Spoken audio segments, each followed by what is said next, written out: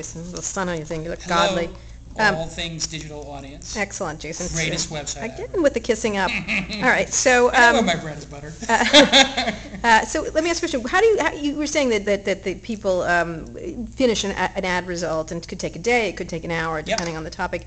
Who accepts them? Who decides whether they're good or not? Yeah, we have a two-tier system. We have full-time guides, FTGs, here in Santa Monica in the office. We have about 40 people. Probably have 100 by the end of the year. First quarter next year. No rush. We'll get them as we get quality people. And then we have PTGs, which is the new program we launched called the Greenhouse.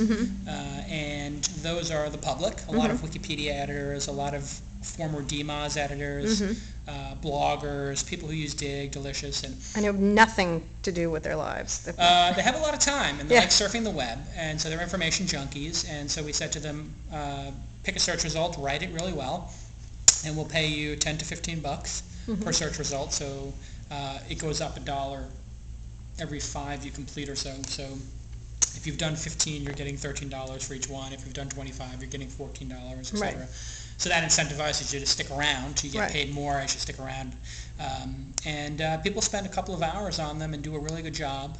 And how do they get accepted? Who approves them? The ones here? Our internal guides who work in verticals will accept them. So we've done hundreds of travel destinations, and we've done hundreds of cars. So when we do that, if a PTG, a part-time guide, does a car, the person who manages the car vertical here looks at it. They check, make sure there's no spam links in there, and make sure they're high quality. If the search is 60-70% of what we would have written ourselves, we'll polish it off. If it isn't, we'll send it back to them and say, hey, you need to do these 3 or 4 things to educate them, and go from there.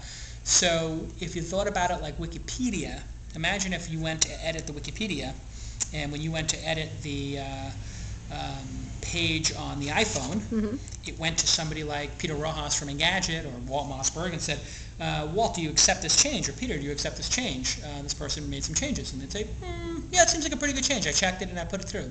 So we're not going to move as fast, right? We're slowing the process down. We've added expense to the process, but we've also added credibility to the process. So I think it's going to work out to be a much better product. It'll take a little longer to build, but it'll also build more trust. It's very hard to get a spam link into Mahalo, if it's at all possible. So in that sort of this arduous process, which it is, I mean, how do you ensure that once you do one, say you do a hotel in Hawaii, that it's up to date again? Yeah, great question. The constant updating seems exhausting to me. Yes and no. I mean, first, different pages need different levels of updates, right? So if we're doing the person who was kicked off of Survivor last year, they may not be that important anymore. Nobody's searching for them, so you don't really need to update it too much. But if it was the day after they got kicked off of, American Idol, they'd be very important. They might not be important again until they get arrested for their DUI, and then you update them. So what we're doing right now is we're building out a base of 25,000 terms, of which we have 6,700 done. When we launched at the D conference, it was 4,000. So we're moving pretty quick. Once we have that done, then we move into maintenance mode. And so we want. And how do you decide what those 25,000 are? They're just the most popular. We're picking the most popular ones, as well as we're picking the ones where we think we can help the most. So if you're typing in something like a travel destination or health or a product, those are pretty spammy. There's a lot of index spam, as Eric Schmidt called it at the D conference. So we look for areas where we can be the most helpful as well. And so that's part of the process. And how do you see your relationship with Google then? I mean, we're partners.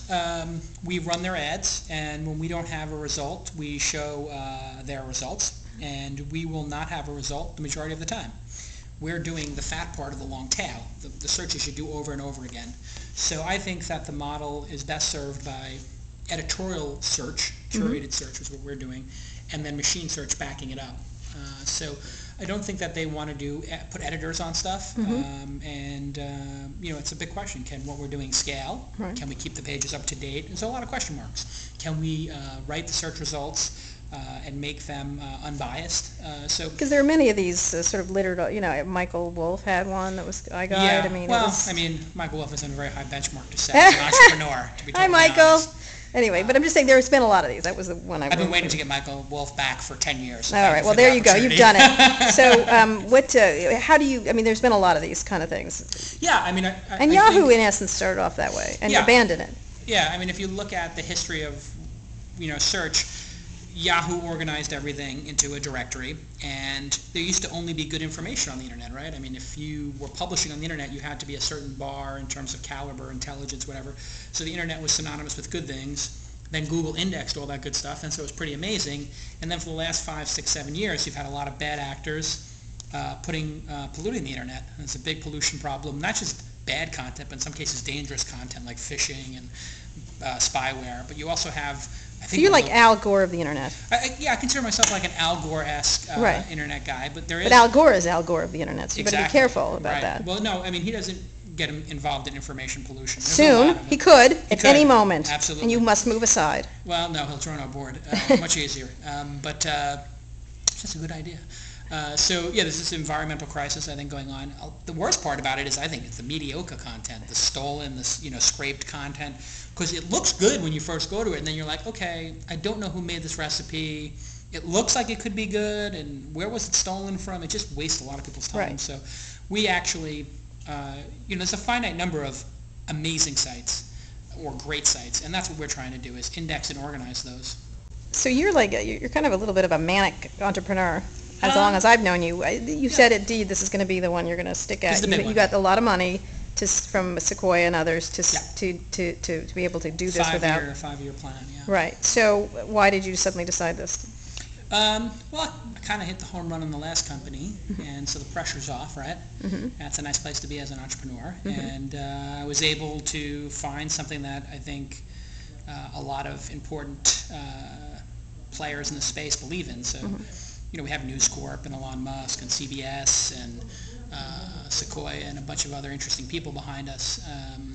And so, for me, to build another, Weblogs Inc. and have another single or double, it's not going to be that rewarding. So I feel like I want to do something really big and important, and that helps people a lot. So. And has Jason calmed down? I'm getting a little bit calmer. You should refer to yourself in the third person. Yeah, the Jason is, I don't know, I was an outsider for a long time in this industry, so I think that I still act like an outsider sometimes, and maybe I don't need to. Right. So that's, I guess, what people have been telling me. Calm down. You're established now. You don't have to fight. But I'm telling you, you're not now, just to make you insecure. Okay. Okay. You're totally not established. Screw everybody.